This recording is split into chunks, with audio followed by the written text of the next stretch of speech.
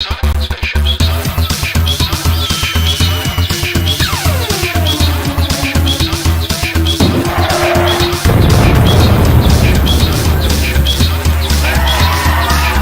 MakingStarWars.net.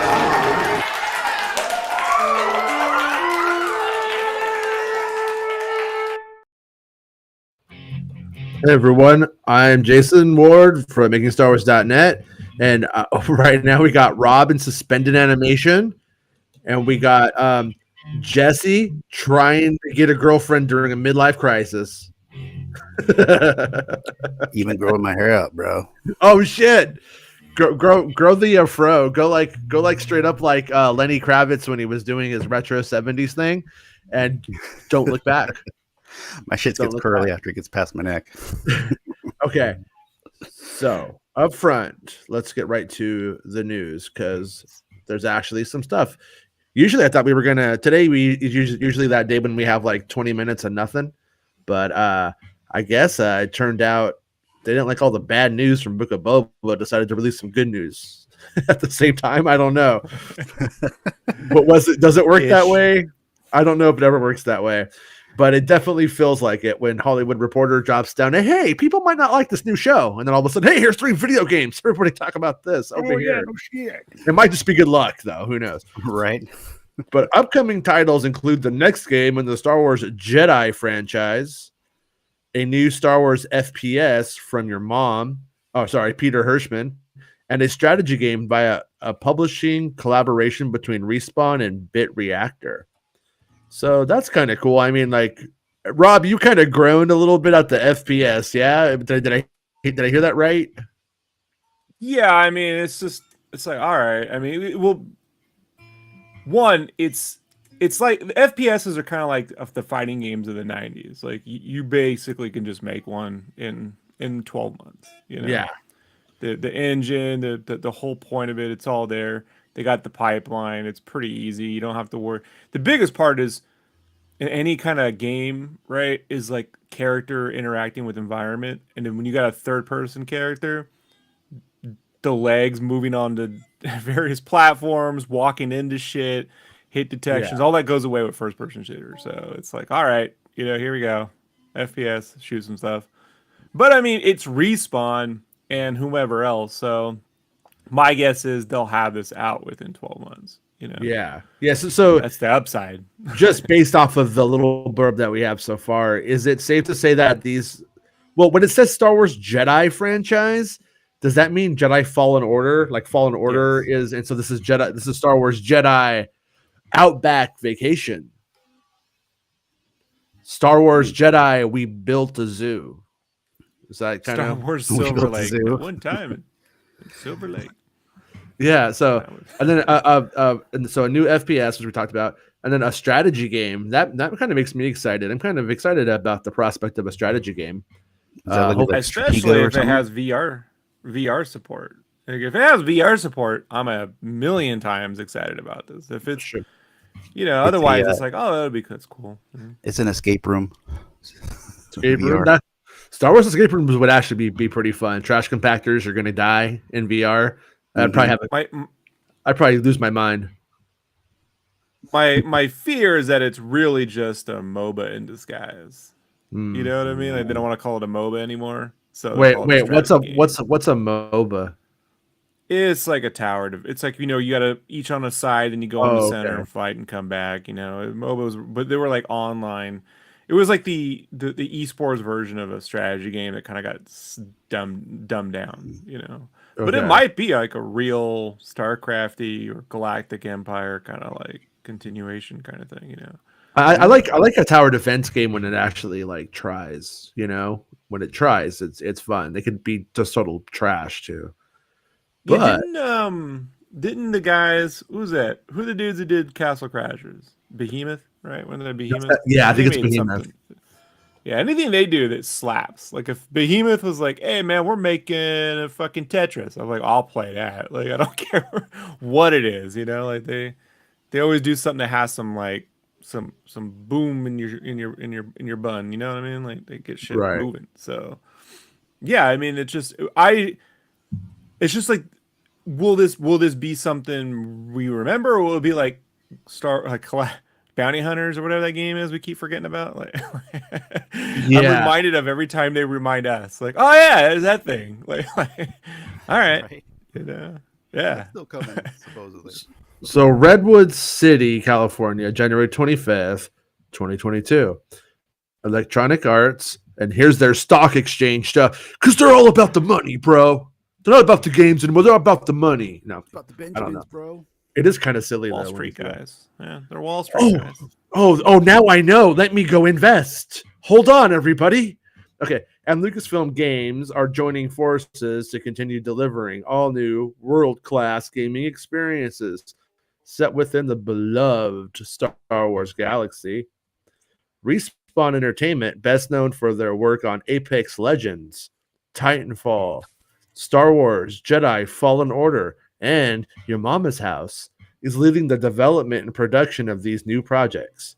Since Vince Zampella, Group GM and founder of Respawn, will oversee the new phase of EA's relationship with Lucasfilm. So I really think that we should talk about our relationship. Building on Respawn's award-winning history in games development and expertise in telling compelling Star Wars stories. So, well, that's debatable, actually. Sure. See how they do, white slavers. Game director Stig Asuman and his team at the studio, real ass man over there, at the studio, are already working on the next games in the action adventure Star Wars Jedi series, and are joined by two teams working to deliver additional unique Star Wars gameplay experiences across multiple genres. Leading the development of all of Respawn's all-new Star Wars first-person shooter games is Peter Hirschman, game director at Respawn, who had a long and accomplished history with the Star Wars franchise and loves long walks on the beach. The third title is a Star Wars strategy game developed through a production collaboration with the newly formed studio Bit Reactor, helmed by games industry veteran Craig Forstech. Respawn will produce the new Star Wars strategy games, while Bit Reactor leads on the development of the title. Co-developed by 1.22 gigawatt studios. You know, like, all right. Gigawatt. Yeah, gigawatt. So we Monster Truck. We are excited to continue working with the super. What does that superbly? Whoa! All right, somebody's going into mute. Somebody's going into mute in a second. Filoni versus Enter the Yeah, where we going here? Oh, here we go. And he's muted. Who wants some Bo-Katan? He lost control. I knew he couldn't hold it in his hands and not play with it. We are excited. Consume Baroom. You know, that's my new character, Consume Baroom. Filoni, your box of Charlton Chews are here. We are excited to continue. Hey, bro, those are 5-cent candies at 7-Eleven in 1986, bro. Like, how do you think? Don't knock them Charleston Chews. Sorry, the Circle K, 5 cent, bottom bin. Circle K, yeah. All right. Okay, building on the previous success of our EA relationship, this new collaborate. Wait, no, I skipped. We are excited to continue working with the superbly talented developers at Respawn, said Douglas Riley, VP Lucasfilm Games. They have demonstrated excellence in telling epic Star Wars stories, along with the best-in-class gameplay across different genres, and we are looking forward to bringing more amazing experiences to the galaxy far, far away. See, that's how you get the job right there. You just, at the end, you go, uh-oh, we're not going to Tosche Station on this ride. And everybody's like, whoa, he just gets it, you guys. He just gets it. Building on I barely knew her. Yeah. Building on the previous successes of our EA relationship. Oh, that's being kind. That's being a little kind, I think. Versus that Activision company we fucking ditched. You know what I mean? Like Pete Davidson. You know, this new collaboration highlights the trust and mutual respect shared between the world-class teams at EA, Respawn, and Lucasfilm Games, said Sean Shata, SVP of Walt Disney Games. Fostered by expertise and passion within each team, we will create thrilling original games of diverse audiences across the Star Wars galaxy. So, yeah. Okay. I guess.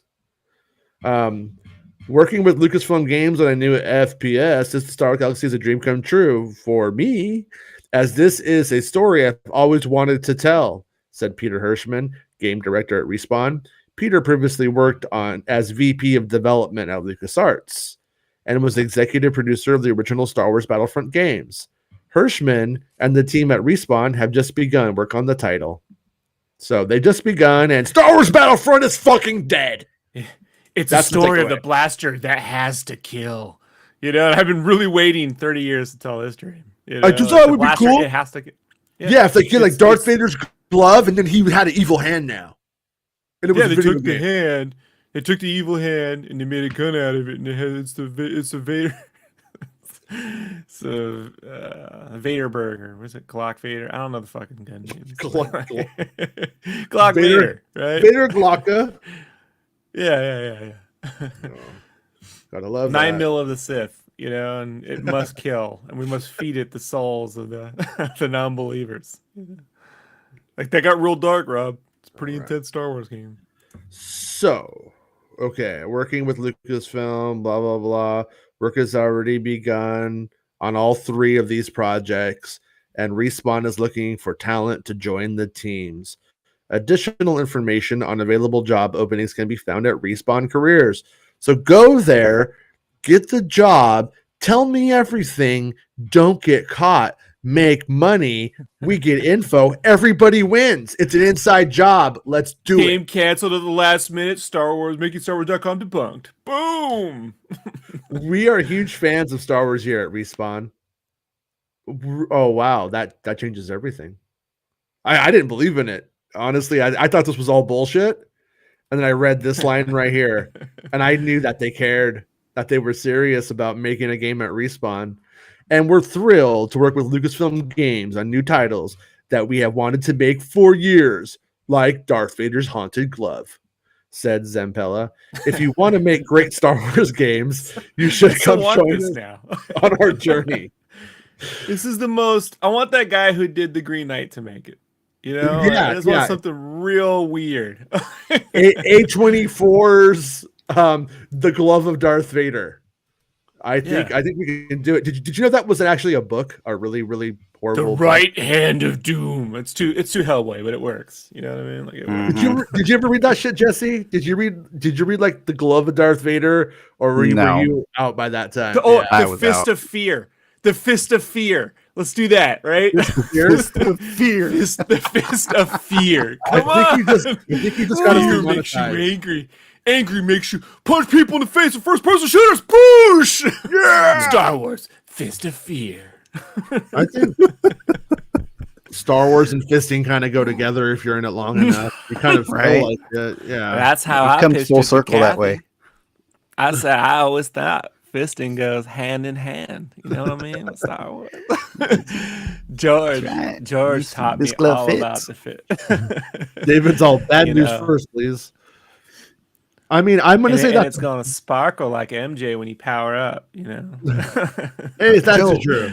It's a good title, Joe. You don't smell the glove. It's good. It's good. So how many of these games This get made? The weirdest British accent I've ever heard, Jesse. Yeah. I'm not British. Yeah, I know. Fair enough. Got me on that one. Neither were they. Yeah. Got me on that one. I don't know, but it fooled you. It fooled you, though. You thought Spinal Tap was a documentary. Exactly. I was 3. That's 5. no excuse. God, you know how let down I was when I found out they just weren't permanently playing at Six Flags, and I had to go stand in line for the toboggan for God knows. They had a toboggan ride during the Winter Olympics in '84 at Six Flags. The one time I went. And it was forever just to watch people lose their hats. You were going down there and it was just hat. All these hats would fly up right above the toboggan line. You just see these hats. You're like, that's the ride. So, as a true, if you're still here, how many of these games do you think it made? I bet 1 out of 3. I bet the Jedi Fallen Order one comes out. I hope I'm wrong though. You know, it would be nice to be wrong, but I don't know. Is this different than classic EA making in the sense that it's like Respawn and shit? I don't really care. Well, no, I'm asking if it means it's more likely that they will be seen through, like EA. You know, they kind of haven't put out very much. They haven't made very much. But Respawn made the original Jedi Fallen Order, right? Yeah, If I got that right. So they can clearly finish something. It wasn't too broken. Oh no, they're excellent at being able to do things on a budget and make it look like $1 million. That's why before they were announced Fallen Order, I was going over on this podcast about Star Wars gaming. I'm like, they need to find a studio that's hungry, that already has a reputation, that can get shit done, that hasn't had a big breakout. And that's them. Like Titanfall 1 and 2 wasn't their big breakout that it should have been. They're really, really good games, but for whatever reason, it didn't happen. And I think the name, dude, just it's too serious. You know, they were hitting at a time when the name just was like, Titanfall sounds like that 2000s band you never got that should have been opening for Evanescence. You know, it's like, all right. Oh, I think I'm seeing Titanfall at when we were young next month. Put your hands Right. together for Titanfall! Or a really cool StarCraft expansion pack. Like it wouldn't be like an official sequel. It would have just been like, you know, like a good 8-hour gameplay thing. So whatever, but they're really good at being able to deliver a lot of value for their dollars in terms of development, you know. I want to get good at it. I want to get good at it like one of those Chinese guys with StarCraft who like dies because he doesn't like get out of his computer chair for 4 days and play straight. Like, I want to get that good at it. That's my new life's goal. we're all in the Oasis. Yeah. Oh yeah. Mark Hamilton says, smash that like, folks. I don't care if you smash the like. You could just literally tickle it a little bit. That's cool. That works too. Take it to lunch. Take it to lunch, whatever it takes. Hey, Mr. Tuscan or Mrs. Tuscan or they Tuscan or Tuscanakin Skywalker. Strategy like Empire at War. Yeah, remember those old Empire War, that was what I was thinking. Age of Empires clones that they made around Attack of the Clones were like actually like really good. When they made the expansion, it kind of got unbalanced a little bit, but it was a good time, and I wouldn't mind if they did something like that. Or, God, I even played this one game. I can't remember what it was called. It was a free game on PlayStation for a while, and it was like you're like a dictator. Tropico. If they made a Tropico style Star Wars game, that'd make me happy too. I just hope it's in VR, man, because like I said, I have a couple of RTS games. They're not super long or deep, but I have a couple of them on my Oculus that you can get on like the Steam store. If you do that Oculus link, you can play, you know, Steam games on your PC, and it's fantastic. RTS, like if you're like, I don't know, RTS ain't my thing. In VR, it's just playing with toys, man. It's having the greatest, biggest Warhammer game board where everything actually moves and your little dudes are fighting. And like, I mean, I honestly, if that were it, that'd probably be the only game I'd play for a year, like at least. Yeah. Like, yeah. No, there's definitely an opportunity for that kind of jazz. I mean, VR. I can't tell like how. I know Oculus had a pretty good Christmas, but I can't really tell how that stuff's actually doing. You know, we don't really go out anywhere it right needs now. A game. It still needs a big game, and we don't have even a. They have VR. You know, they're Beat Sabers. These are still like 80s arcade games, like Tempest. They're like high score games, right? I love Beat Saber. Like Robotron and whatever. They haven't had their first Super Mario Brothers. No, yeah. You know? Gun Raiders is fun, but it's kind of lame in a way. But yeah, there's a lot of pure shit in VR. I mean, that's the VR store is about 80% shit, and then the other 20% are really good games. Like there's that one Fortnite clone can't remember what it's called. I always want to call it Ready Player One, but it's not called that. But it's super fun. It's just not as good as Fortnite though. It's kind of the problem with it.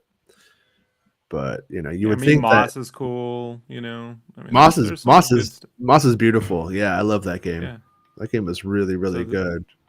It's just unfortunately the big push right now seems to be, you know, these PlayStation home style environments where a bunch of floating corpses run around and say racist jokes to one another while they're playing the shittiest fucking Wii like sports games imaginable. So like once fucking corporate America realizes there's no money in that, and they will because there is no money in that, then perhaps someone could show up with some real fucking juice. I just hope that this has VR support. You know what I Yeah. mean? Doesn't have to be VR exclusive, you know, and I'll be happy. But you know, Yeah. who knows? Yeah, I mean it's really hard for some reason they don't understand how to sell an experience, and I think because every experience is different and it has to be sold differently. But like Moss, you really can't explain it. I mean, and you really can't set up demos in the mall for people to try it out during a pandemic and stuff either. The But way to sell VR to me has been just sell the 360-degree screen. It's a video game that you can sit on your couch and play, but you get to look everywhere. You get to be the camera. You get a 360-degree experience. This whole like VR has to be like, I'm gonna pretend to walk and really walk and get really punched. It's dumb. It's the dumbest thing I've ever seen. People want to legitimately just relax when they play games. They want to sit down, disappear from reality. You know, maybe go, hey, you know what? Want to go and watch a giant movie in 3D? You know, the best 3D you've ever seen. Go watch a fucking movie with your friends and shit. Talk some shit. There, you could do it there. But they don't. The marketing on that is lost. It's like, now you two can dance, and it's like, I don't want to dance, man. You are right for us. What you're saying is completely correct for I think everybody on this panel probably. But like my son plays Blade and Sorcery. Oh, and he wants to fucking jump around. Yeah. Well, it's to not get just me crazy. saying that though. And it's No, not I'm because saying- in his room, dude, because he was like almost gonna sock the TV because he didn't know where he was. And he's going past the fucking boundary, and it's like, no, if you're gonna do this now, you're going in your room and staying in there. Yeah, But this is Sony's. Sony did a lot of market research on this based off their PSVR 1. And their big push with PSVR 2 moving forward, from what I hear, is that it's a real interactive, it's an immersive gaming experience. That all the games that you can play now will have a VR, ability to play it with this thing. It's a technology hurdle to do, but moving away from the jumping around shit. right. Yeah. So, which that will always be there. But if there was any room for significant growth with that gameplay, we would have had it by now. Like, where that's why I told you this is very arcade, 80s arcade like experience. Like, oh, there's a Frogger, there's a Centipede, but there's a limit to that kind of gameplay, and they hit it pretty quick, Like, I mean, it wasn't a 10-year run with arcades, it was like a 5-6 year run, and then, it wasn't until Street Fighter 2 came out that you had a big revival. Right. No, it is. I mean, you're like I said. I think you're mostly right.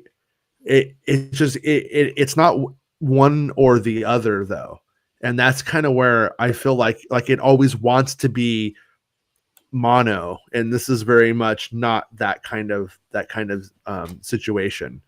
Yeah, I'm not saying one or the other. Yeah, I think what I'm trying to allude is that there's a grip of studios that have no interest in making Kinect style games, right?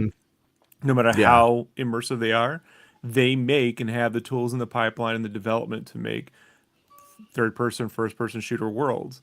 And bringing that to VR needs to happen alongside what they've already done. Right. Basically. Yeah.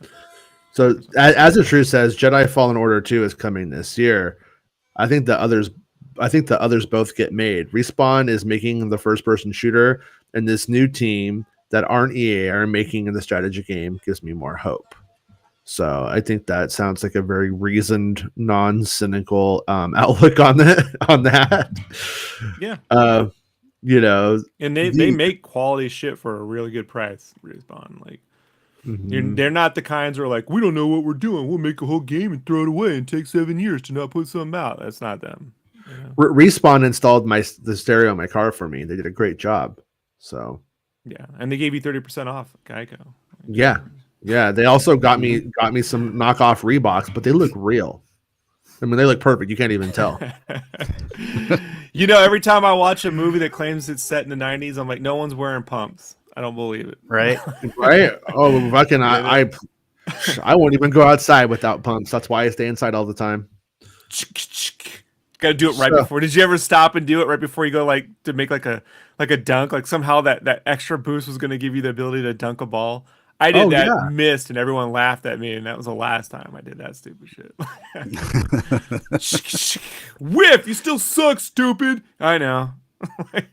Yeah, I had heard a rumor that you could pop the pumps, and I couldn't do it. But I used to say, "Hey, you want some help with your pumps?" And some people would go like, "Yeah," and I'd be like, "I'm gonna pop them. Come on, let's do it. Let's fucking pop. Let's pop them." And then, but you couldn't pop them. They didn't pop. Let's All right. make a 90s style album called Pop the Pumps. Like, Pop the pumps.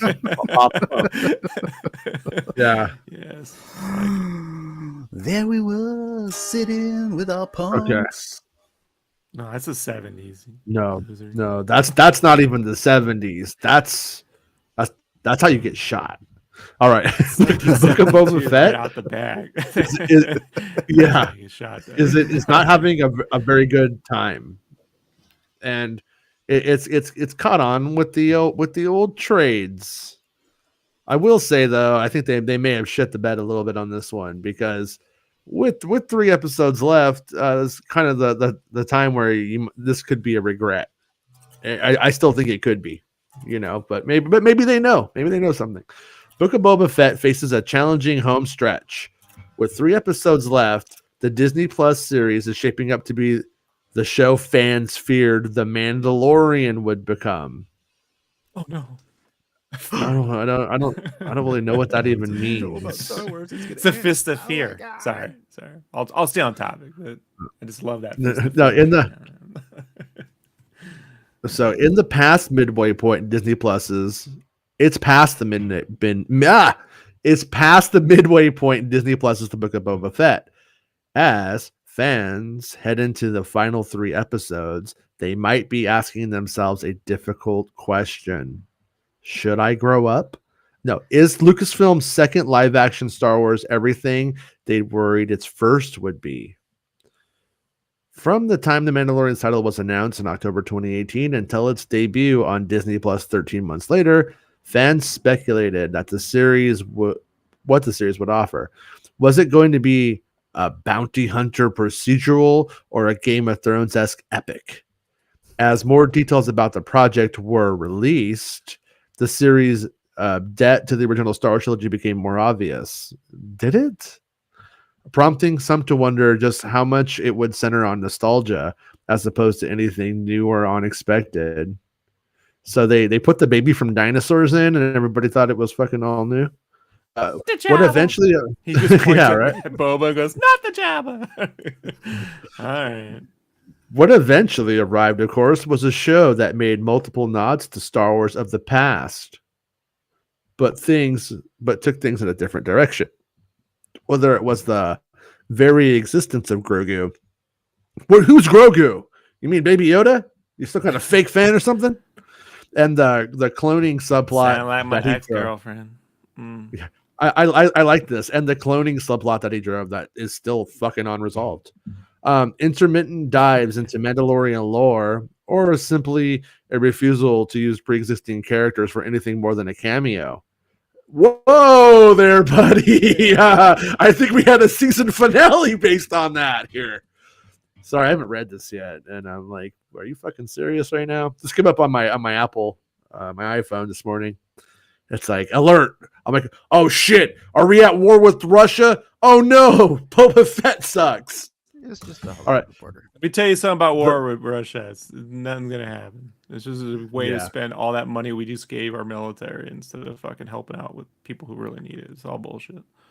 I was stationed in User. I'm telling you, this is a Putin problem. That's all it is. It's just him running around grandstanding because they got fucking oil issues over there, and I don't give a shit. But this is interesting because this is one of those things where it's like there are certain pundits on the interwebs who go, "It's not real till the Hollywood Reporter writes up about it." I'm like, well, here you go. You know, like this is all That's real so now. I know. Yeah. Yeah. They interviewed one of my friends for his documentary movies that he makes, and they totally like just fucked him. that happens when you do interviews for sure. I mean, it's pretty easy to get fucked on any interview, really. All they did was focus on his friendship with Ed Asner. I was like, okay, well, he does more than that. Well, that's Ed Asner, though. That's pretty amazing. I'm just kidding. Santa Claus. Yeah, The Mandalorian. No, there's only one Santa Claus, any Star Wars Santa. The Mandalorian felt like something new from a galaxy far, far away, but had been feeling increasingly stale and repetitive on the big screen. A bullet, it seemed, had been dodged. Then Boba Fett showed up. While his appearance in The Mandalorian's second season verged on the brink of self-indulgence. Is that how we all finished that season? Is a bullet dodged? Bullet, I was like, bullet dodged. God, I know Star Wars is really shitty, and I'm just really glad that every time it's not shitty, I just took the red pill. Okay, I just took the red pill, and I can't do those moves yet. Okay, I can't dodge the bullets like that.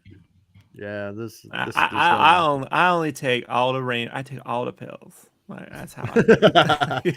I take the blue pill and the red pill. What? I see all kinds of shit. I bought it from Cosby. David Crosby. Spanish flop. You know what I always thought was so weird about Cosby was that like they wanted the girls to get their hair wet and slick it back. That's just a weird one to me. I don't know why. It's like it's just strange. I mean, he's obviously a horrible piece of shit, but it's still that's just what a psycho. All right. Well, his appearance, the Bret the Hitman Hart did it, and I love the way. Yeah, Mr. Perfect did it too. But I Richard Pryor's mom was literally a whore, but I think I'm gonna try to outdo him. I always ask all of my lovers to slick their hair back like Bret the Hitman Hart. It's normal. I tried to get the Andre the Giant to do it, but he wouldn't do it. You can take your kink shaming to the door, sir. We've got a restaurant brewery here that's been around for a long time. It's called Valley Brew, and they have one of their best ones is Hitman Gold. And it's painted on the side of the wall. It's Hitman Heart. It's supposed to be. You just pour it on your hair and slick your hair back, though, right? Fuck yeah, dude. Then you get in the ring, become invincible for like 10 seconds. Okay. You know who didn't do that? Shawn Michaels. He had that big fluffy hair. That's why everyone hated him. Like, you motherfucker. Big fluffy hair. Sweet chin music. All right. So really, was there any reason he had to appear in the larger story? The show's strong identity, based around the title, character's connection with his adopted son figure, and the lengths he go to protect him, ultimately prevailed. This allowed the show to maintain focus on its core strengths and save itself from becoming fan service with little purpose behind nostalgia. I'm sorry, I really like. Meanwhile, yo, go ahead, finish what you're saying. No, just the whole concept of the Mandalorian is literally fan service. It's like let's not do anything too deep. Let's just make it what dummies know to be Star Wars, which is smart. Also, I would hate to see the review for Terminator 2. Yeah, whatever. Also, I'm going to say these are the same fucking yahoos who are probably out there going, how movie of the year is West Side Story. Give it all the Oscars. Greatest thing ever. Let's give it a chance, you guys. It's a genius. It's an old dance with a new beat. New dance with an old beat. It's literally $100 million remake of some shit you've already owned that was perfectly fucking amazing. You know, like but it's even better. Like, I get it, but that's the very definition of fan service. There wasn't enough people that were brown in the original version. Now it's all brown people. Right. Well, is it you like said that? I didn't say that. Well, it was like brown. That's what people were talking about. The original was just like, it was kind of like, you know. I hear you. I know. But it was, insensitive. But in terms I of when don't it want to was, say that. Yeah, a movie. I can say it all day. I'm fucking brown. Kiss my ass. I don't give a shit, Jesse. What are we arguing about? Like nothing. Getting all angry. I'm making fun of Jesse now. You Can we just become a West Side Story podcast? Yeah, man. You're Shark, bro. I'm Jet. That's All what right. I'm saying though. Like this whole like fan service thing is so fucking weird because then when they get like Scorsese shows up with another gangster film, is that not the very definition of Scorsese fan service, right? With Like he'll get another Pacino, fucking Oscar. with Pacino Yeah. and De Niro again in a movie. Yeah. Hooah! Fan service. I mean, the Heat is fan service. I love the movie, but let's be honest. It's whole. If it wasn't De Niro and Pacino, it would be all right. You know, you'd remember it. ass. This was signposted by the prologue to the series that appeared at the end of the Mandalorian second season. And you got your head all the way up it. In the first space of less than a minute, the viewer was It's given Robert multiple Rodriguez talking to Kathy. You're like, whoa, tone it down, Rob. visual cues to bring Kathy's Return of the Jedi to mind. By the way, I saw like a tweet that was going around, and the essence of the tweet was, this Mandalorian show, it might not be for you, you lowly piece of shit idiot, but it's definitely for fans of Attack of the Clones and Return of the Jedi. And I'm like, I love Attack of the Clones and Return of the Jedi, and this one is, I don't know. It's not quite there. It's not Attack of the Clones, tell you that much. The brief return of the fan favorite minor character Bib Fortuna, appearances of Gamorrean guards and Twilight dancers. See, like they're making it sound like this is all like all this shit are like cameos that are like detracting or something. The same stupid shit was in the other show too. I finally feel vindicated for my Bib Fortuna poster that I've had on my wall. Or recreating the look and feel of the opening of the final chapter of the franchise original trilogy. The message was clear. If audiences wanted the old hits one more time, then here they were.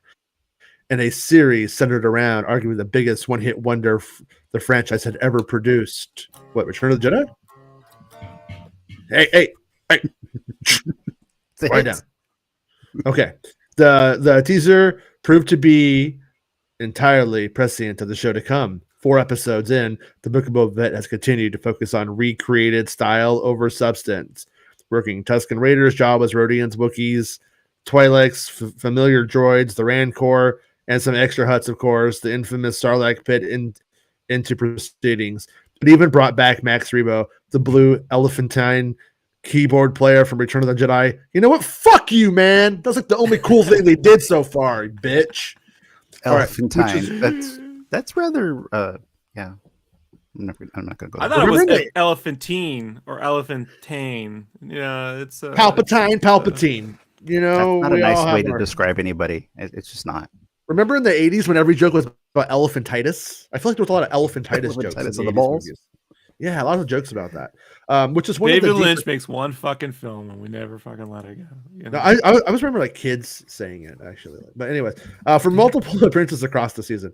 For those who wanted to revisit childhood favorites one more time, it's Manna from Heaven. What's going to be the review for Jurassic Park? With the new Jurassic Park, what's going to be the review for that?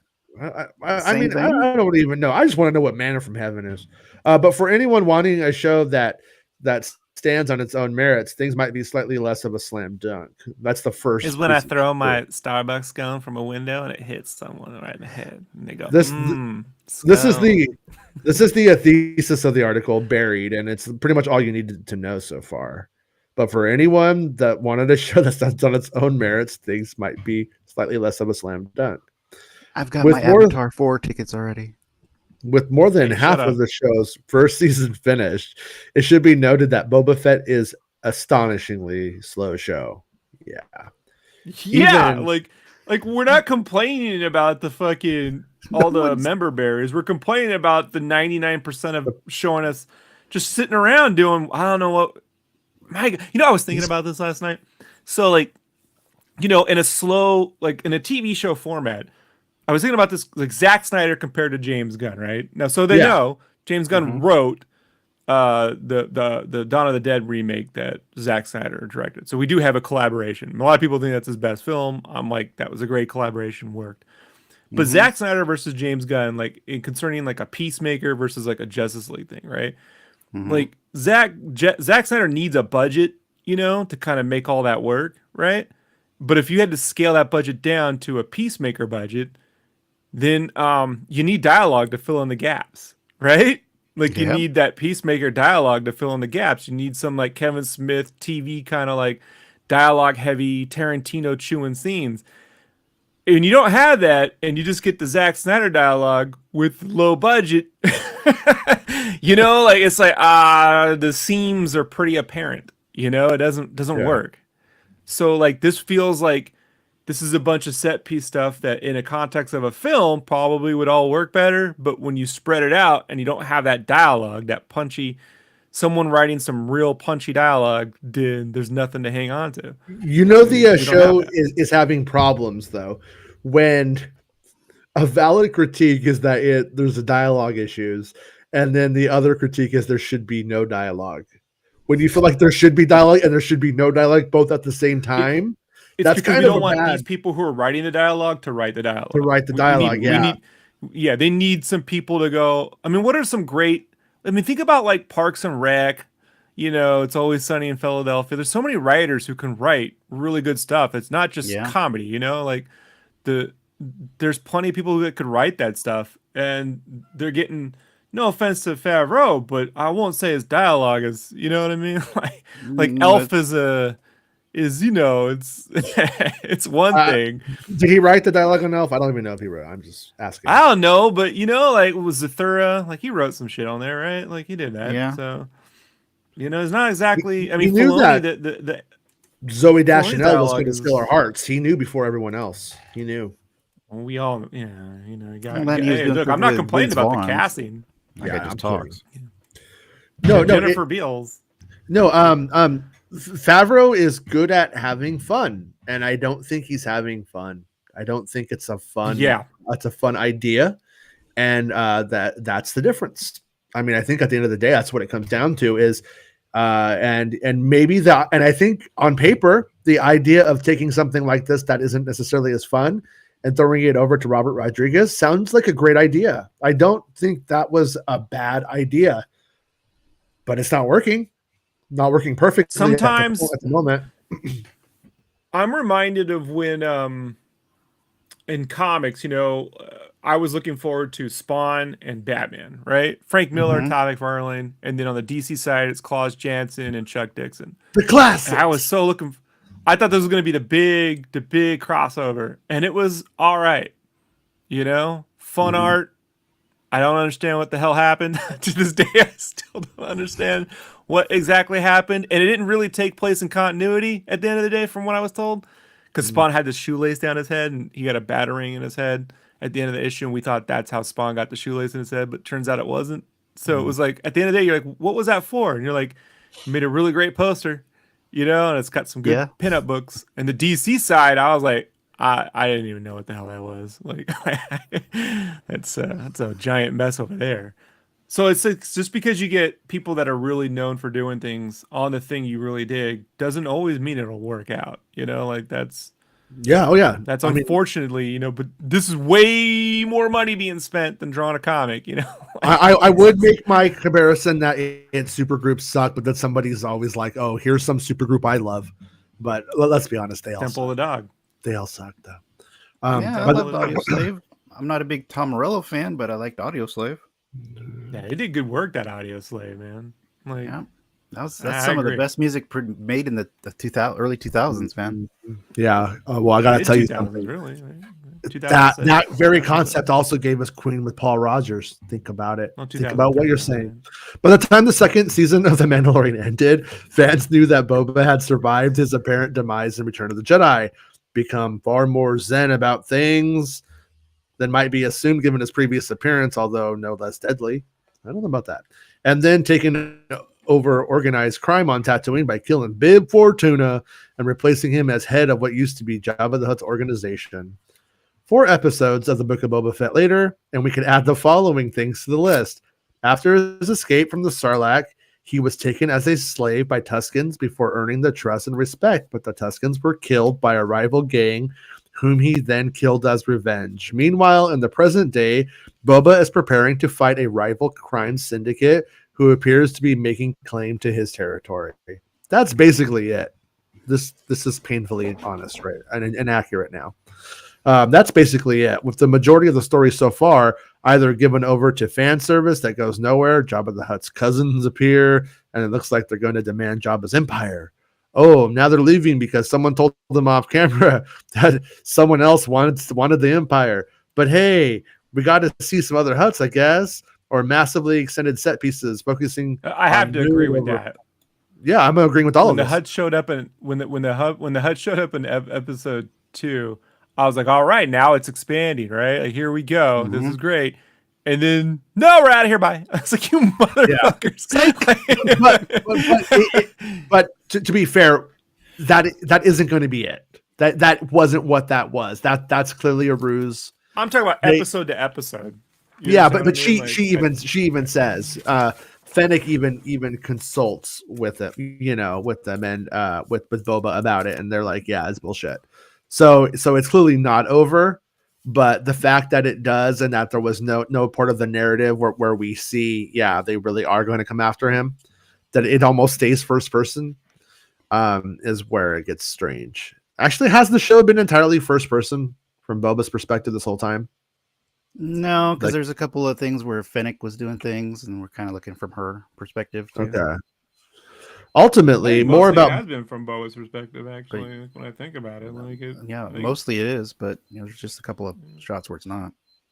Yeah. Well, I mean, none of this might happen then because he thought he told us Jawas pulled him out, and he had no idea Jawas pulled him out.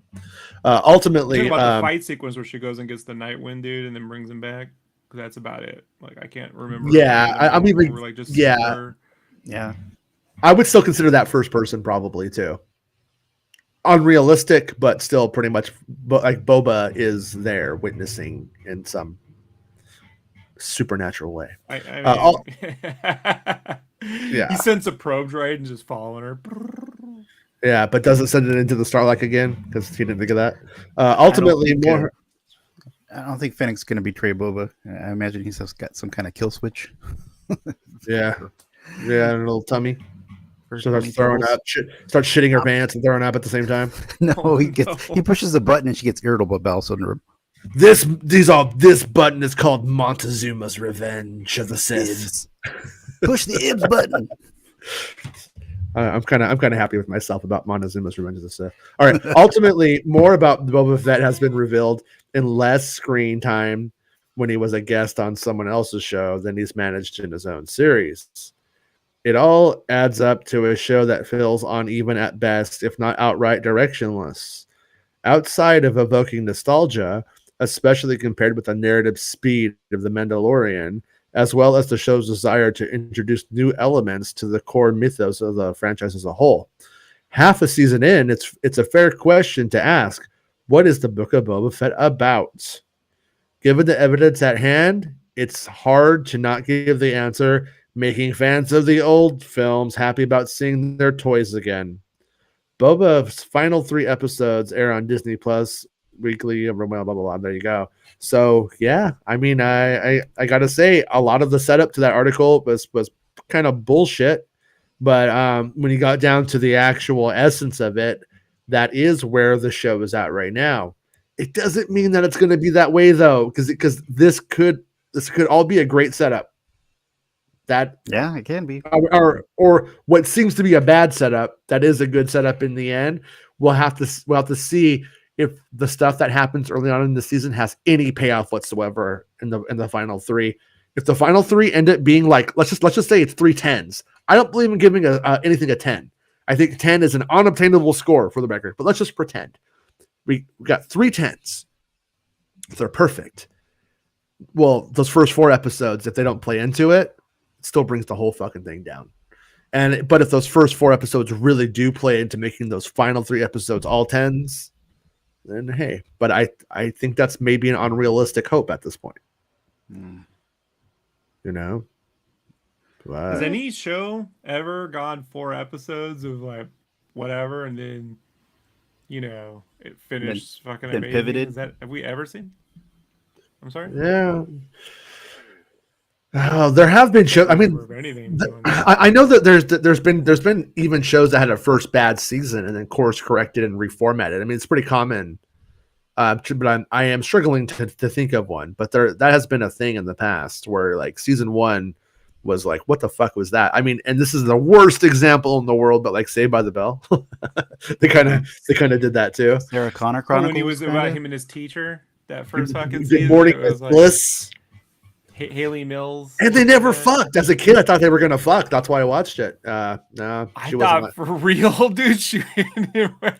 That's an odd take, that situation. Yeah, No, I think Sarah Connor Chronicles were like that. I wanted to like that show, but I just never could. Yeah, same. I wanted to like it too, but I really didn't give a shit about it. You know, I tried.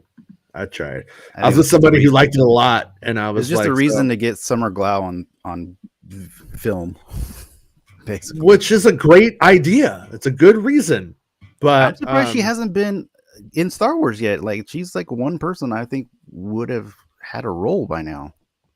I have my guess is that my guess is that if you were on Firefly, maybe it's kind of a bit faux pas to bring anybody from Firefly, which I was doubt it.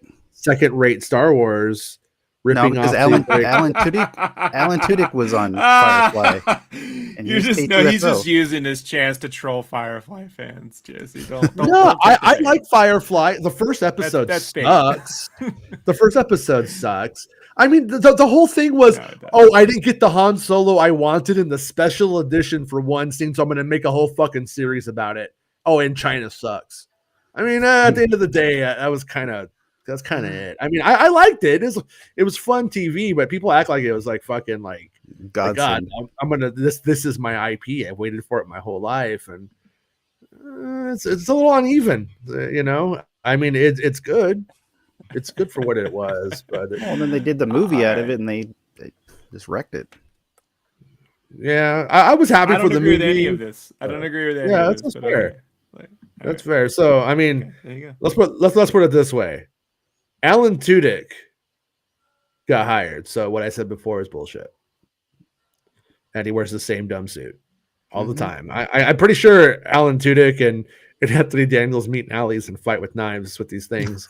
Whoever knocks use knives. yeah, the more of these little eyeball looking things that get knocked off, the less of a man you That's are. the buddy cop droid show we need, where it's And then there's an you evil play a droid drinking with- game when you watch it. So every time somebody knocks a little ball off, you got to take a shot.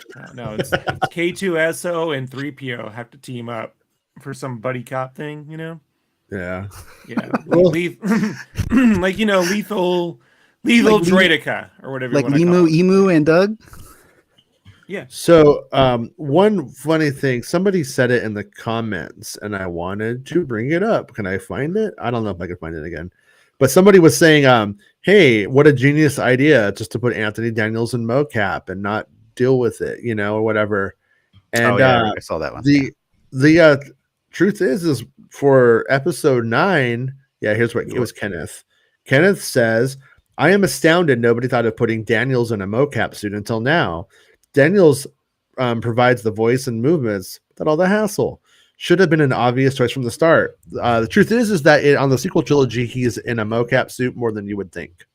In fact, I had heard, and at one point I may even have done the report. I can't remember now, but it was that he was almost all mocap in episode 9. And then they put out the episode 9 behind the scenes, and you see him in the suit, and I'm like, what's going on here? Because I saw this guy in mocap suits lots of times. And so I have a feeling that it essentially on certain days they'd put him in the real thing. And that's what we're filming for the behind the scenes docs and stuff like that. But yeah, CGI 3PO is in the film. It's more than you'd think. And he was originally developed for Star Tours. Star Tours is the first time you can see a mocap C3. Star Tours 2 is the first time you can see a mocap 3PO in use. It's my opinion that Phantom Menace should have been an all CGI 3PO. If there was the thing to do an all CGI character for metal with moving intricate parts, you know, was the thing to do it. And rather than Jar Jar, I think 3PO should have been the fully CGI character with bits of Yoda because it was still hard to do the organics and the skin and stuff. But they could have pulled that off. And But that puppet thing, although it's a nifty little Jim Henson-y kind of gimmick that, you know, if it's a very 80s kind of like, hey, this guy we found can do this cool shit over in this other country, we're bringing here. That to me would have been the thing to do, was make 3PO, because it's a chromy, shiny, you know, it's the one thing that makes the most sense. And yet they got him in a suit that, God, I feel for anyone that has to wear a fucking giant suit in the desert, you know? Poor anyone that has to do that. Like, Jesus, man. So he says what a finally nightmare. a new suit that fits. But like I said, I know he's been in this before. I know that 3PO was mocapped in the sequel trilogy too. But he says mocap. Is that Elling? Is that how you said? Elling Studios? C3PO, I am C3PO, Star Wars. So Well, he yeah, is like literally what, confirming that he's Rise of Skywalker, he's probably only in the suit where they're talking to Babu Frick and doing that shit, probably. And everything else. well. Is There's CG. there's definitely a few shots of where he's in the suit. I'm not trying to say that in general, but for the most part, if he was if they didn't need to do it, I don't think they had him in the suit. I mean, obviously you could see the mocap stuff used. I'd say even kind of poorly in the chase from Pisana when they leave the Yeah. festival. Yep. The Aki Aki festival when they're leaving there. That's when lot of fake 3PO in that. But once again, to be expected. You know, you can't really put him on a car that's moving or whatever, or even if it's fake. So, but yeah, I mean, he confirms, and it's at Elling Studios, and so you know, the question that ends up coming to everybody's mind is, what is it for? This goes around Facebook. I don't know who made it, so I didn't make it, but I definitely stole it off of the Facebook.com machine. And so, is it for Star Wars: Empire Strikes Back, Return to Jedi, or Episode 1? No. So, anyways, they have all this shit that it could be. But I think it's down here. This little droid story bitch right here is probably the one that it is, right? That's the one that's supposed to be coming, and we haven't seen anything at all about a droid story, about it getting started or Droid anything. Story. Yeah, That is the worst. yeah. I'm guessing. Man. I mean, I'm guessing that it's going to scale a bit Bosom younger. Bots would have been better than They Droid Story. farming this stuff out to like grade schoolers is what they're doing. I like the placement of the A, like in the Star Wars, like Okay, look, I get it, but like that is not the way someone lays out a logo. Like that, if that's legit, it's the most temp fucking thing someone threw. Oh, for a this Acolyte, yeah. I mean, Rogue Squadron, Acolyte, and a Droid Story and Lando all got logos on the same day, and I doubt any of them will really be the finals. I can see someone go Droid. Why is the Droid? Why is it? Droid? Is it like a? It should be Droid, R2D2. Like they should have just He's a used football R2. player, Droid. R2 should just be the Yeah. A little R2D2 droid. But yeah. So I mean, I Max just asked me and Max are thinking on the same wavelength there. Hey guys, is this for a droid story? And I would say so. Hello, Max. Yeah. Who's wanted to say Max. Conk? A Droid Story. Shit. Yeah. Gonk, gonk. Conk. Yeah, we don't really know what the parameters of the show are. A lot of people were thinking it was a cartoon, but it was. I don't think it was a cartoon because I mean, look at what we have here in the logo. You know, essentially next to it is we had Visions hadn't come out yet. 1, 2, 3, 4, 5, 6, 7, 8, 9, and 10. That makes 10 shows right there. And Visions was a cartoon, but we didn't knew that at the time too. But look at the logo design for even Rangers of the Republic, right? Which is a legit logo. That doesn't even look that, like as anything corny, that they would make. Yeah, at Rangers, but as corny as it is, it has the wings on the side. It fits a silhouette. When you're designing logos, you kind of like go for a silhouette. Like you pull back and you can see there's a design to it. You go to the Droid Story, it's like And, Made in USA. Look, some logos, they're different. Like the Loki logo was the one that threw me off when the Loki series was first announced. I'm like, well, that's fucking weird. When you see the way it's used in the credits, right, the moving symbols, it makes way more sense. But Lucasfilm still tends to do things like even the Bad Batch where it has all the chromey texture over it. Like this is someone. It feels like someone tried to do that, but wasn't like really. It wasn't their it wasn't their first job. It was their. I'm the marketing guy. Got to put it together really quick. There's the logo. Like, why is it off to the right but not quite center? The Star Wars logo. Yeah. Fucking weird. A droid show. I hope this is a talk show.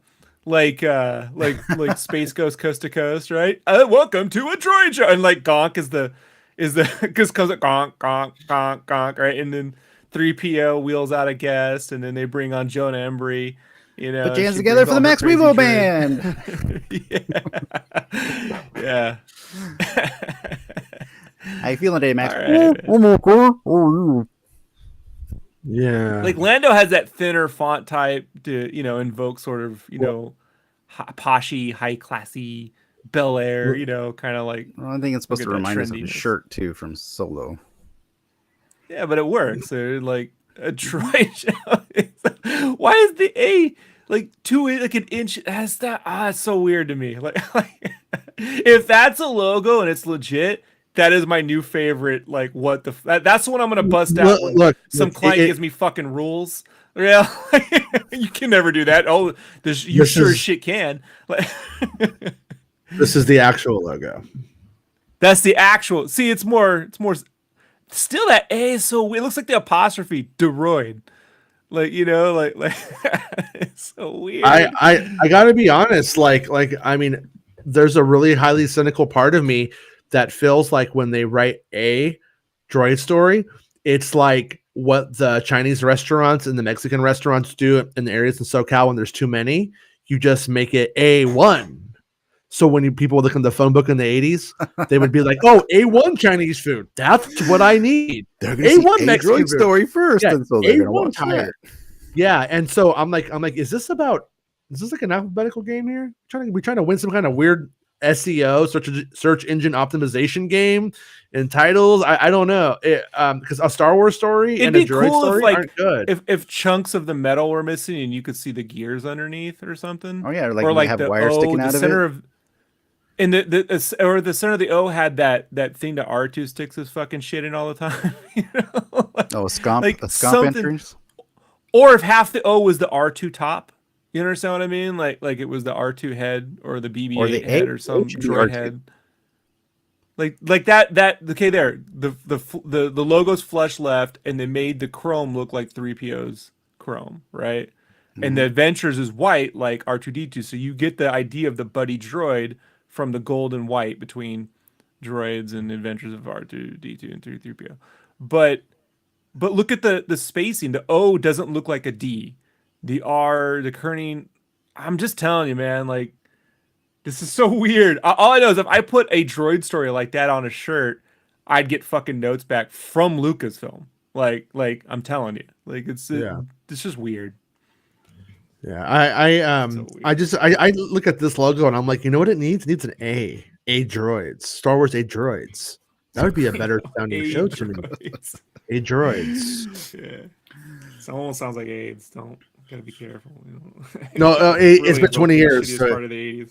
AIDS is funny. You're right, Rob. They could turn the A into R2, like and then our buddy over here, Mage.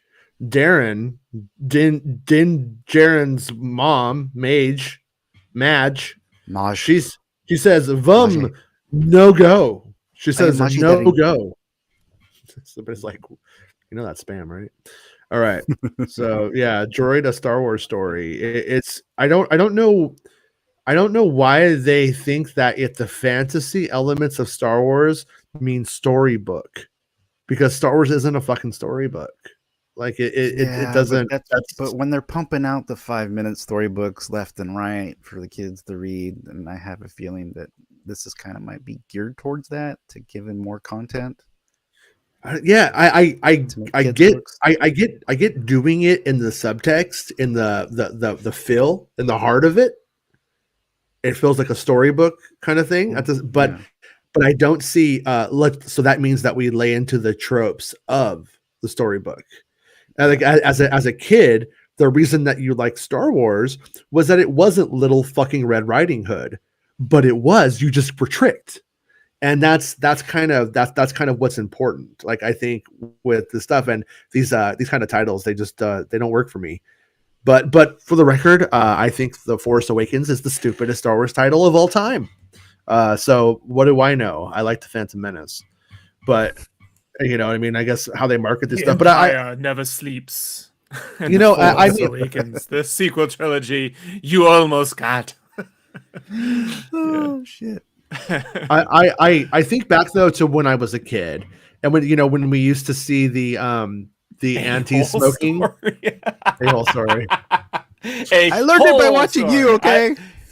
I can do it. That's the thing. I can do it.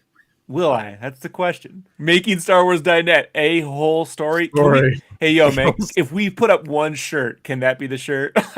make it. We'll put it up. No, I'll make it. I got the stuff to make a shirt. I'll make the shirt. So, anyways, though, as a kid, R2 and 3PO were just inherently magical to me. They were like, I was like, these are the two most amazing characters that were ever created, and they look so cool. And that one's blue with little lights on them, and that one's golden, and it's just like, oh, they look so rad. And like, I love robots, and so I would watch the C-3PO's commercials for Kellogg's and just be like, I want that cereal. And I watch the anti-smoking commercial, and I'd be like, I gotta see Star Wars. And even in the boring scenes of Star Wars, because we take it for granted now, but as a small kid, we were like, oh my God, robots. That's so rad. And I feel like this is an opportunity to sort of maybe sell the idea of that magic to new children. And but hopefully it's not condescending and it doesn't talk down to them in the process, because if it doesn't, then adults will like it too. I always like the part where Han calls 3PO Goldenrod. Gonna be a permanent resident, Goldenrod. Yeah, it's call him a little golden dick is what he was calling him. Per Wikipedia, A Droid Story is an animated movie. So, question, Max, is there a citation on that one for Wikipedia? And where does it go? Where does the citation lead to? Because and what type of animation are we talking about? Because not Rebel style or clone style? Or because I've heard of a lot of things related that have made everything seem like everything's been an assumption that Lando's a cartoon. Where did that come from? I looked into it, and there's nowhere that says Lando's a cartoon. And I've heard the same thing with a droid story. I'm not saying it's not or anything like that, and that the citation is incorrect. But I will try to look it up if Max is probably working. A droid story. Wikipedia. It should be a droid .com. farce, right? It's all droid fucking farce. lie, man. Why do the droids fart, Mom? No, it's a farce, not a fart. And then they fart, but they're farting. Well, fuck it. I know. In the past, sometimes people at Lucasfilm would update the wikis, and so as Lucasfilm continues to develop new stories, the intersection of animation and visual effects offers a new opportunity for us to explore. The epic journey will introduce us to a new hero guided by our most iconic duo on a secret mission known only to them. What could possibly go wrong? And that says that was part of the announcement for A Droid Story. It has no source. So it doesn't have a source? Okay, so it takes me to StarWars.com. That's legit, man. That is my new favorite logo. Like that, because I love it when I get these rules, even from like when I first was doing all the art direction and layout for Game Fan, the reboot in 2010. I had just this whole group of people on NeoGAF with fucking going over the logos and the typography and the kerning. Some of them ex-employees who were being real dicks, right? And I was just like, what are their fucking lords of typography? You know what I mean? Are there like these fucking these Greek-like gods that sit up on a high and tell you that this needs to be 2 pikas away from that fucking people? How many people know what a fucking pica is, or a pica, or whatever they want to call it? So like, and I look at this and I'm like, this is like the 1001 Photoshop tricks Chrome thing. Like, here's the styles you can. Here's Chrome, and like, why is that? Look at the on the D, how it's super white at the bottom of the D. It cuts the silhouette. You can't. It cuts the D off in a weird way. Like the lighting's coming from the top and randomly on the bottom. It's so weird. It's so weird. So let's just revisit these really quickly. A couple other ones we might have forgotten. Lando, everyone's favorite scoundrel Lando Calrissian will return in a brand new event series for Disney Plus. Justin Simeon, creator of the critically acclaimed Dear White People and a huge Star Wars fan, is developing the story. I don't need to know if somebody's a Star Wars fan. I'm just stop. Yeah, what does that it matter? bullshit. It's irrelevant. And then it's all Tony Gilroy, who probably fucking hates Star Wars and makes it pretty well. Set to arrive on Disney all Plus. this shit. Probably. He does. Yeah. Oh, and for the record, I remember recently. Thank you, Max. By the way, recently somebody asked me about Guinevere O'Reilly as Mon Mothma in Andor, and it was confirmed then too. But we don't need to read that one. The Acolyte. Genevieve. The Acolyte is a mystery thriller that will take audiences into a galaxy of shadowy secrets and emerging dark side powers in the final days of the High Republic era. And then Bad Batch. Okay, Visions. Wait. Okay, there's Visions. Send me that Droid Story logo later on after the show, and I'll make Lucasfilm is Check it out. currently in pre-production on the next installment of the Indiana Jones franchise. Blah blah blah blah. Okay, wait a minute. Where's the Droid Story information in the citation? Willow is coming to Disney Plus. Will be set decades after Ron Howard's 1988 movie, continuing the spirit of adventure, heroics, and humor of the original film. Warwick Davis will return to the role of the great sorcerer Willow Ufgood. Willow begins shooting next March in Wales and will debut on Disney Plus in 2022. And then finally, the Lucasfilm catalog is expanding further. Is a story that will introduce a new hero and expose an original world that feels perfectly paired with Lucasfilm storytelling. Tom Edelman's Children of Blood and Bone, which is not happening now. Blood and Bone's been canceled. It's gone over back to Paramount.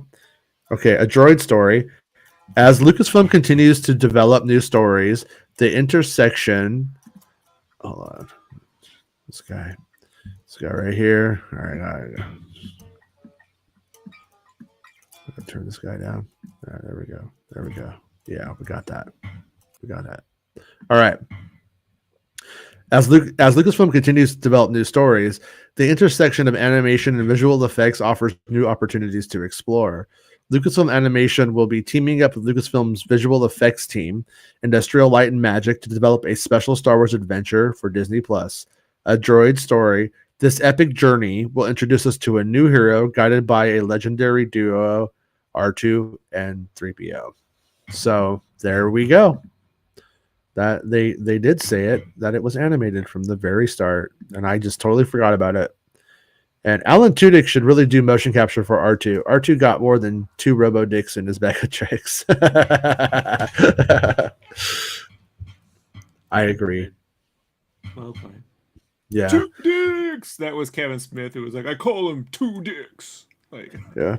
I mean, I'm just guessing now. Looking back, I bet you that has something to do with why we got droids, the old droids released, because it's only up from there, right? When it comes down to, I mean, the original could droids. be worse. Yeah, A Star Wars story. Could be could be worse. A Star Wars movie. Yeah. Yeah. Animated. We think. Ish. Yeah. Animated-ish.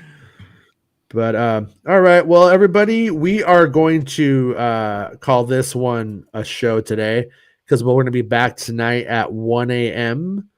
To talk about the next episode of Book of Boba. Can't wait. Well, Where it all starts. This is where it might be getting good. This is where it's supposed to start getting good. This is where they are saying it gets good. So hopefully it's worth it. Hopefully they're right. You know what I mean? And Max will be joining us tonight, and she'll see us there. Really quickly. Mark Hamilton asked, "Do you think Disney will ever do a new Ewok movie?" Man, I honestly wouldn't hate if they did it, and I wouldn't want to. I mean, like that fan film we watched on Star Wars Santa Show, where they're like, the Ewoks are killing the stormtroopers. Like that was fun, but it's not really really the Ewoks to me. It's not like really what they are.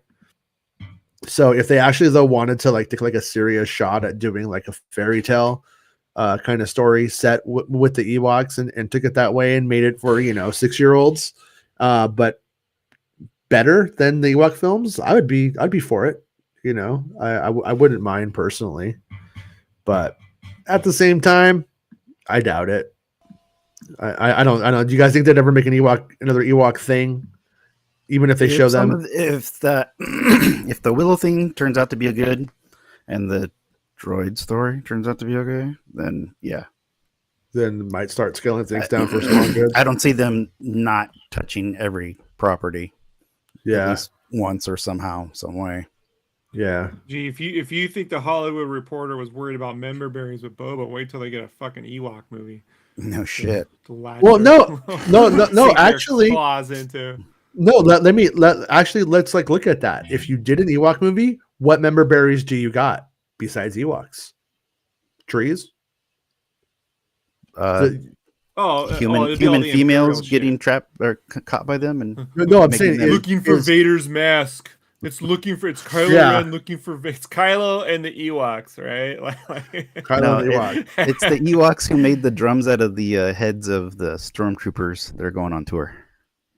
Yeah. I actually wouldn't mind if they actually remade the Ewok movies or remade like that story into like remade it just into like a more modern good one that moves. I always wish that somebody did like a really snappy fan edit of those two films into one movie that moves, because the whole problem with it is it just like you get the idea and then the camera stays there. Star Cruiser, and you're just like, yeah, dude, I heard you the first fucking time. Star Cruiser, just keep saying it, and you're like, I'm good. I don't need to see that ferret or that donkey. Let's get on with this. And I liked the idea behind it. I like the stuff that went into it. But the kids from the Ewok movie are now the Jabbas of Endor Moon. Right. I want to see Ewoks go off world plus Return of the Jedi into the Rebellion. Yeah. That can be their version of Rudy. The New Republic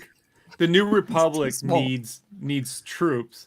So they conscript a bunch of Ewoks if they'll get citizenship if they join, right? It's just you're going through all this like New Republic like military academy, and there's this whole group of Ewoks that don't speak any language, and they're fucking up all the weapons. So they're getting razzed by the other troops. Look at these little things. Full they Metal can't do Wicket. anything. I want Full Metal Wicket with Vincent like... D'Onofrio and Matthew Modine and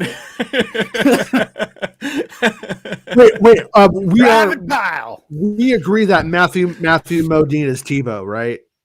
Matthew Modine as Tebow. Yeah. I can see it. I mean, I can definitely see it. And we'll get Dinklage as Wicket. Sorry, Warwick. No, dude. I don't know if you saw the news recently. It's not a good idea. Yeah. No, you know what? Don't take yourself so seriously. It's okay. I know it sucks, but really, I mean, I know. Yeah, you know what, Dinklage? I wonder if that angered Dinklage. Nobody could do what Dinklage did, and Dinklage is still bitching about it. Come on, Dinklage. He still played a space dwarf. They just made the space dwarf really tall. I don't know how that makes it any bigger when the height is the only difference between you and our classical depiction of dwarves. It's like it's not helping. It's a weird. Yeah, I get it, man, but it's like, you know what? Like, all right, like you know what? In pixels. Okay, I take it back. Fuck you, Peter Dinklage. You are shit, and Warwick has always been where it's been. Here's the fucking weirdest part. Hold on. Here's the weirdest part about it, right? Like, dude's a great actor, but that character of Tyrion in the books was just a mangled, deformed, ugly, vile piece of looking. He just had a good heart. He really looked worse than Gollum. He was all fucked, and this is before he was fucked up looking before he got mangled. But because Dinklage is such a good looking dude, You know what I mean? They made him look like he never once, he got like a little scar, right? He got the Anakin scar. It's like, hey man, like why don't they just make you look like a mangled fucking He's like Quadu in Total Recall. My I favorite don't even know what quote that is. from what's his name? Martin. Total Recall, the first movie where he's got that guy coming to the fucking thing, the baby face coming out of his. I just remember him stomach. pulling shit out of his nose and 3 boobs. All right, sorry, it wasn't my movie. Yeah. Did you guys ever see that one movie where it's like this like angel and it has like a vagina on its side? It's such a trippy movie. No, but I Yeah. will this weekend. It turns out that like angels are like aliens from like, you know, some other place, and this one like it has like a Yeah. vagina like and like it offers it to the guy and he's like, no thank you, I'm good. But there's this one random shot where Andy Kaufman is just a cop and he's just like looking at it's like an extra cop. It's so weird. I was like watching, I'm like, is that Andy Kaufman? Looked it up and it was. But anyways, I believe that is it J.R.R. Martin, is that his name? Yeah. I believe the Gee, Peter Dinklage Jordan. character was described as looking like Warwick Davis was face fucked by the Gorax. But if you didn't read the books, you wouldn't know that.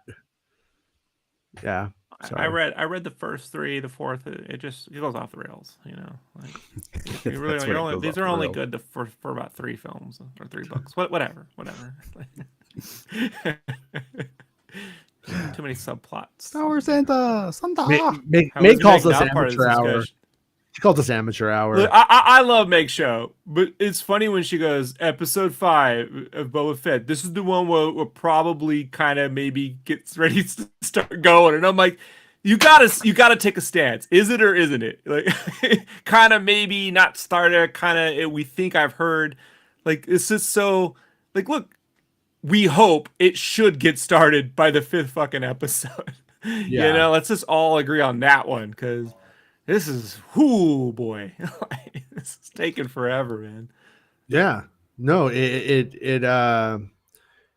did stuff I wanted it to do. It's given me a bunch of answers I wanted answered. It's given me the Tusken episode, which was downplayed very hard in the episode in the Hollywood Reporter piece. That had a lot of heart to it, and it was really a good piece of TV. So Yeah. that deserves to exist. So far, though, the other stuff I don't know if it needs to exist, and I've seen it several times, and it's kind of a jumble. Past beyond that episode, the stuff before and after, it's kind of just stuff happens. So I am hoping for the best, you know. But anyways, yeah. But we'll be back tonight at 1 a.m. Thanks to everyone who's a Patreon supporter. I appreciate it. Thanks to everyone who likes the videos as a channel member on the youtube.com machine. And I have a couple of things lined up for Patreon supporters, which I will also post for the channel members on YouTube. I'll link over and that I want to get to. Maybe this weekend I'm going to make some more of that content. Right now there's a video of a commentary hangout with from Star Wars Jedi, the making of a saga. It's a pretty good time, I guess. And yeah, but I'll be making some more stuff and giving more content for that kind of jazz to thank the supporters, because it's what it allows us to do the show. This allows me to do the show. And but tonight, watch the show with us, stay up late, and we'll see you guys then. If you don't stay up late, you can wake up in the morning, watch it, then you can watch that episode, and then we'll probably do a follow-up episode. If it's good and there's stuff to talk about, we'll do a follow-up episode too. If it's just a completely dead Bitch piece Fest 2022 hope tomorrow. Yeah. I hope not. I hope want to not. come on here with the Ted Lasso background. All right, you see that Ted Lasso background, we gotta fucking win. You see that Bundy background, well, you know, married with younglings, you know. Yeah. All right, everyone. We will see you guys tonight. We're gonna call it a show. Thank It's not about spaceships. Making Star Wars Show. Making Star Wars Show. Making Star Wars Show. Making Star Wars Show. It's not about spaceships.